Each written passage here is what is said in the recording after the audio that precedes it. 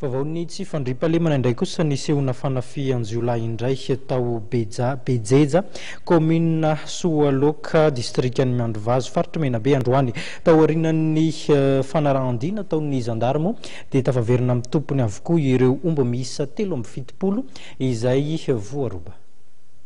Dahalo iray no lavon'ny balan'ny zandary, dahalo roa hafa naratra ary olon-tsotra iray no naratra.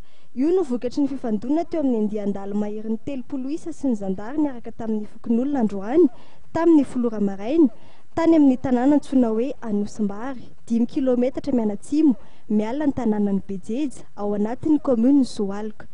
Raha ny fanazavan'ny sous-lieutenant Arazafindrasala Andriatsarazaka, mpandrina zandarmarie-pirenena misahana ny tapany avaratra ao amin'ny district Miandrovazo, faritra Menabe, dia nanafika ny tanànan'ny Bejeja ny andian-dalo niaraka tamin'ny Basimborona 12 isandroany maraina tamin'ny 10 ora sasany. Voaroban'izy ireo tamin'izany ny omby miisa 370 ary nodoran'izy ireo ny trano miisa 4. Nanao fanaran-diavy trano ny zandary avy amin'ny poste avancé ny zandary ao Soaloka sy avy amin'ny fandrindrana zandarmarie-pirenena avy amin'ny Akavandra ka tao Anosimbary no nisy ny fifandonana. Efa nahazo fitsaboana ao amin'ny CSB de Soaloka ilay olon-tsotra naratra, raha toa ka mbola karohana ireo dahalo miisa 2 izay naratra saingy tafaporitsaka ny anala.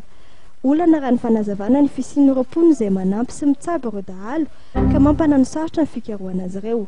Miantso hatrany fiaraha-miasan'ny mponina mba hanamorana ny ady atao amin'ny asan-dalo mpitandro filaminana ary miantso ihany koa ny fiaraha-miasa amin'ny manam-pahefana sy ny tompony andraikitra fotony.